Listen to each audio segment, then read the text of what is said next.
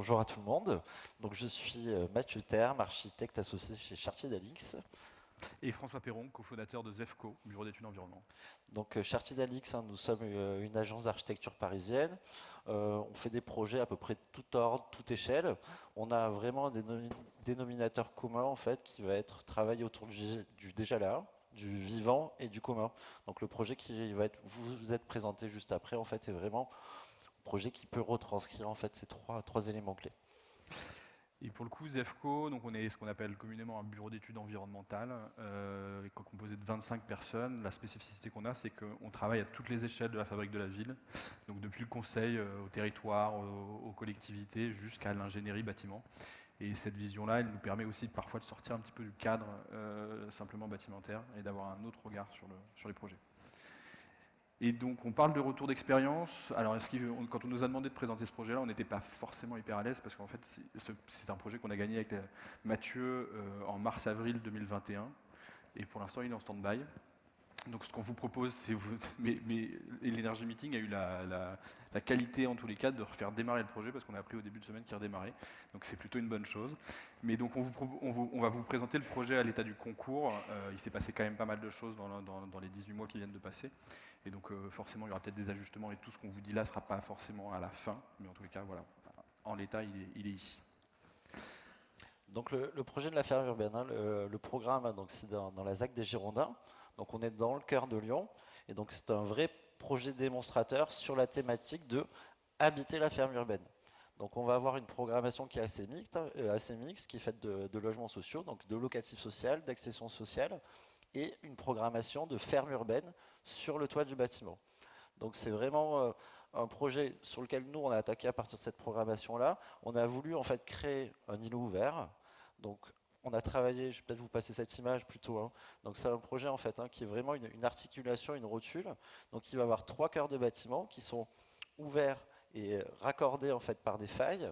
On a travaillé un immeuble en R+8 pour pouvoir en fait mettre en scène cette ferme urbaine et pouvoir vraiment faire ce signal en fait, la ferme urbaine comme signal du commun pour tout le monde. Dans sa fabrication, habiter une ferme urbaine, donc c'est cohabiter, faire cohabiter les programmes ensemble. Donc on avait aussi une programmation qui était assez intéressante, qui était donc une résidence étudiante, mais une résidence étudiante où les étudiants doivent donner du temps à la copropriété pour faire vivre cette copropriété. Donc pour nous, ça a été aussi l'occasion en fait, de se dire comment créer ce commun et comment créer en fait, ce lien social qui est hyper important dans un immeuble. Donc ce que vous pouvez voir, c'est ces petits escaliers en fait, centraux. Donc tous les logements étudiants vont se retrouver en fait, dans cette centralité. Cet escalier en fait, est l'escalier aussi la mise en scène, cette collection en fait, du sol et de la toiture. Parce que ce qu'il ne fallait pas en fait, c'est qu'une ferme urbaine soit vraiment quelque chose qui soit déconnecté du sol, qui ne soit pas connecté avec la ville. Donc on a travaillé en fait à travailler ce cœur d'îlot, donc dédensifier le sol pour pouvoir travailler, avoir une vraie pleine terre, une connexion en fait qui va être une connexion par cet grand escalier, reconnecté par ces failles, et retrouver en fait sur cette toiture, cette ferme urbaine, donc une exploitation agricole, mais qui est aussi un démonstrateur. Parce qu'il y a vraiment dans ce côté ferme urbaine, ces deux sujets qui sont autant une exploitation avec une production in situ et un point de vente, et en même temps un démonstrateur qui est un outil pédagogique pour éduquer les populations autour de l'agriculture urbaine. Sur la conception bas carbone, on a un projet qui est en structure mixte avec un poteau, un squelette béton, des dalles bois béton, et puis une enveloppe qui est fabriquée aujourd'hui en biosourcé avec à la fois un panneau bloc ou un mob et un isolant biosourcé qui vient par-dessus. C'est ce qu'on voit dans les photos d'après. Et derrière, sur la production, on est sur un projet, si tu repasses encore la diapo, merci. On a un projet aussi qui se veut un peu frugal et qui s'appuie aussi sur des choses qui sont déjà là, à la fois le réseau de chaleur et aussi des ressources en matière, puisqu'il y a une volonté d'aller fabriquer cette serre en matériaux de réemploi. Et puis une récupération de chaleur sur les eaux usées, qui nous permet encore d'améliorer la performance du bâti. Vas-y.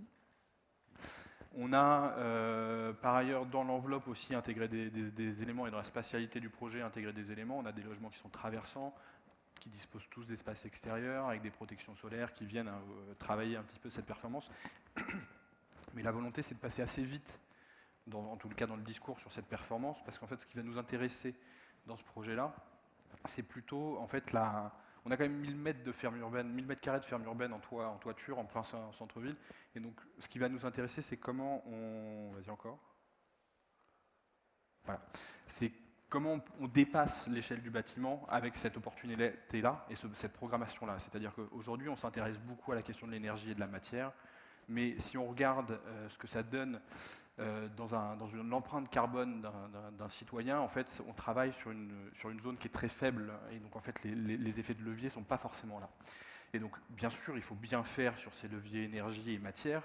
Par contre, quand on a une opportunité comme celle-là d'avoir une ferme en plein centre-ville, il faut quand même aussi réfléchir aux synergies et aux opportunités que ça ouvre.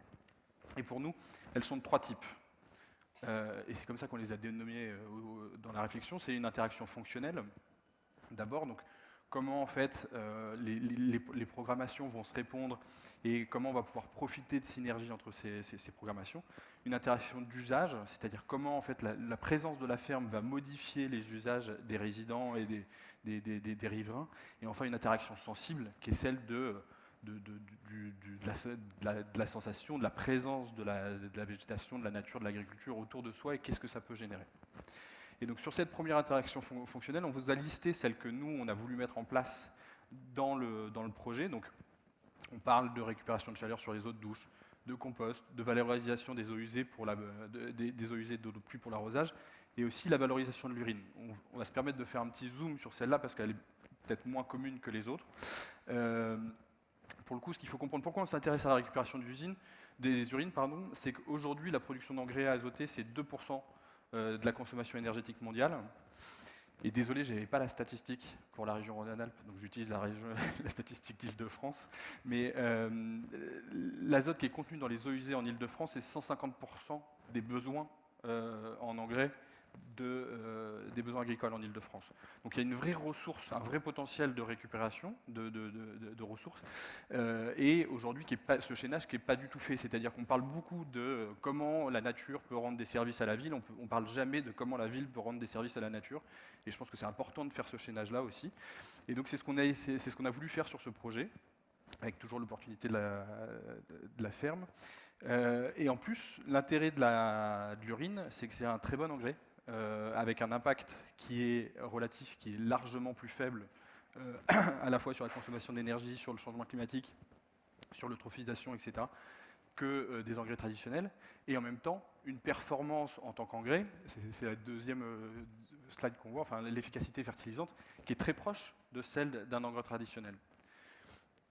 Et donc comment ça marche? En fait, vous avez des sanitaires avec des séparations à la source, et en fait vous avez un réseau de récupération d'urine qui va directement dans une cuve.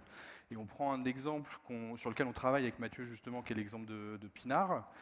Donc le cas de Pinard, c'est une école à Saint-Vincent-de-Paul, donc à Paris, dans lequel on met ce système-là en place. Vous avez on a une cuve qui est de l'ordre de, je crois, 1000 ou 2000 mètres cubes. Et en fait, vous avez une production en termes de volume d'engrais de 3 mètres cubes par semaine, juste sur l'école. Vous avez quand même une capacité d'aller arroser et enrichir les champs assez importante.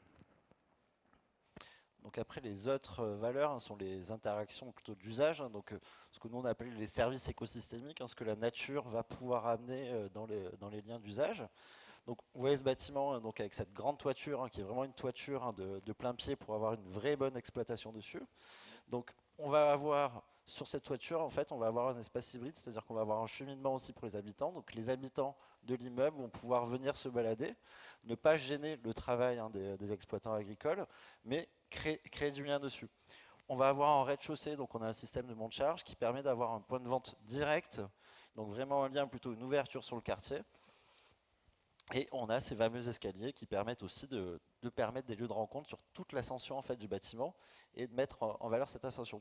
Donc je rappelle un peu ce que disait François tout à l'heure, c'est qu'on se rend compte que sur le carbone, les 2 points sur une personne, sur une empreinte carbone annuelle, sont l'alimentation et le déplacement.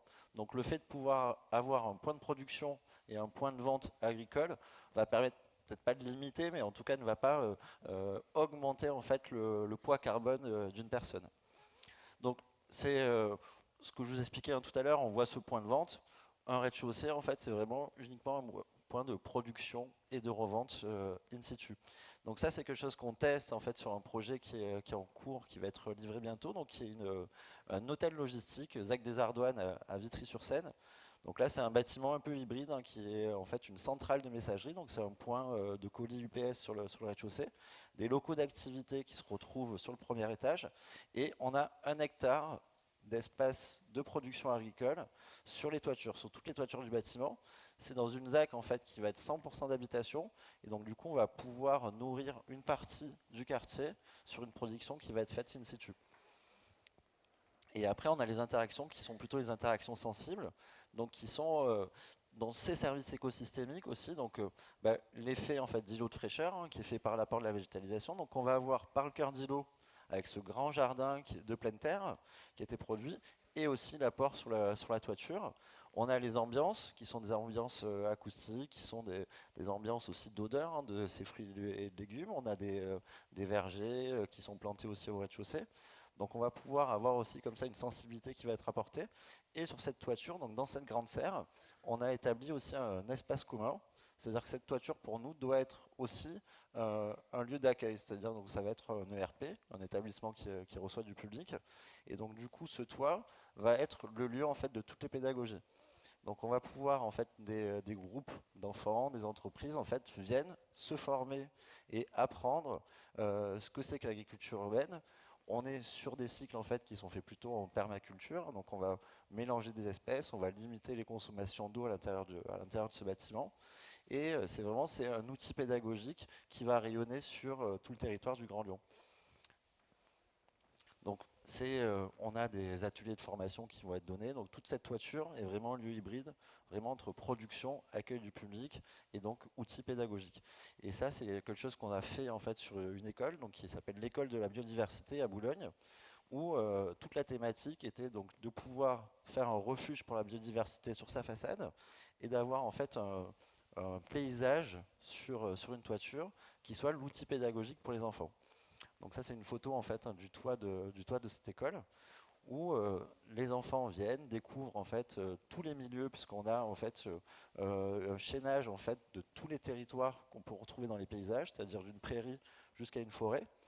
Et voilà, c'est un outil pédagogique qui est hyper intéressant pour les enfants. Donc c'est dans ce bâtiment en fait, on a essayé de le faire plutôt là sur ce bâtiment d'habitation, vraiment de créer ces synergies, donc vraiment que ça soit à l'échelle de la parcelle, donc à l'échelle de l'immeuble, créer des interactions sociales, mais aussi avoir un rayonnement, qui est plutôt un rayonnement à l'échelle du grand territoire, avec cet outil pédagogique et surtout ce symbole, ce signal de ce bâtiment avec une grande serre végétale en plein milieu du Grand Lyon. Voilà, merci. Si vous avez des questions, Merci. nous sommes là après. Je crois que les questions sont à la fin. Pardon? Oui, voilà, ça sera après. Après, Les questions seront après, ouais. Hyper. Il reste 4 minutes avant la prochaine intervention. Donc s'il y a une ou deux questions rapides dans la salle, on peut se permettre de les prendre. Oui, allez-y au fond. Et avant de poser votre question, n'hésitez pas à vous présenter très brièvement. Voilà. Moi, je m'appelle Viviane Esten. Je m'appelle Viviane Esten et je travaille dans un bureau d'études qui s'appelle Indigo. Je travaille plutôt sur le volet carbone et je suis intriguée par la récupération des urines. Je me demande s'il y a un traitement nécessaire entre la récupération et l'arrosage, enfin la fertilisation, notamment par le fait qu'on prend des médicaments. Et, enfin, je sais que ça a des interactions, ça, avec le... Voilà, c'est ça ma question. Merci. Alors, il y a effectivement deux choix. Elle peut être traitée, c'est pas obligatoire. Elle doit être diluée dans tous les cas. Donc, il y a une dilution qui est quasiment, c'est entre du 1 pour 10 et du 1 pour 3. Donc, ce qui fait aussi que les volumes sont très conséquents à la fin. Et le traitement n'est pas obligatoire. Alors, j'avoue que là, c'est un sujet sur lequel il faut qu'on vérifie pas dans le cadre de la vente. Effectivement, puisqu'il y a une production qui est vendue derrière, donc c'est un sujet qui doit être vérifié. Merci. Je peux? Vas-y. Voilà, merci. Donc, Olivier Balayi, je suis architecte et puis je suis aussi le responsable de thèse du doctorant qui avait fait le programme pour le concours. D'accord.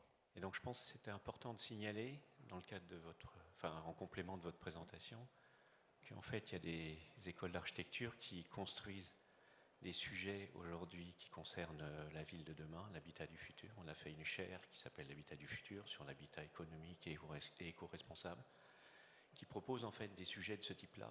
Et votre ferme est une expérimentation, on peut dire ça comme ça, parce que le fermier qui va s'installer dessus, il va pouvoir fonctionner économiquement pendant 5 ans, donc c'est important de le rappeler. Voilà, et puis tout ça, c'est une collaboration avec la CERL, avec Aliad, etc. quoi. Et puis vous, évidemment, maintenant, vous avez à la traduire. Mais c'était pour dire que c'était un sujet qui était organisé, préparé en fait pour les agences d'architecture de demain, par les écoles d'architecture et leurs centres de recherche. Voilà, c'est ça que je voulais préciser. Excusez-moi de... Merci le faire. Olivier Merci. pour la précision et non pas la question. On prend une dernière question juste à côté de toi et ensuite on arrête là pour les questions. Bonjour, Camille Bertin du Booster du Réemploi. Juste une question justement sur le modèle d'exploitation de la ferme. Donc vous parlez de 5 ans d'installation. Comment marche le schéma d'exploitation? Est-ce que du coup il y a un fermier qui est missionné et pourquoi les 5 ans? Alors, du coup, il y a un accompagnant, donc qui va pouvoir accompagner en fait le fermier, hein, qui est déjà in situ, parce qu'il y a un démonstrateur qui est déjà sur place, hein, juste à côté. Il y a une grande halle, et du coup, donc ces personnes-là qui sont très sachantes vont pouvoir accompagner dans le modèle économique de production un agriculteur humain. Donc, je pense qu'il y aura peut-être un appel d'offres qui va être lancé, enfin en tout cas des commissions. Et donc, du coup, ça va être plutôt cette stratégie un peu du grand frère, où des sachants vont permettre en fait à des jeunes de pouvoir les aider à se développer et à traduire ça par un modèle économique, puisqu'effectivement il faut trouver le modèle économique qui fonctionne dans l'agriculture urbaine. Donc il y a plusieurs modèles après qui peuvent être faits. Est-ce qu'il y a des personnes qui travaillent uniquement sur de l'exploitation-revente, d'autres personnes ont dans leur modèle économique le côté outils pédagogiques, accompagnement, donc avec des formations. Donc là, tout va dépendre un petit peu des gens qui vont être intéressés et qui seront accompagnés. Merci à tous les deux. Je vous invite à regagner votre place. Et on va passer à notre deuxième retour d'expérience.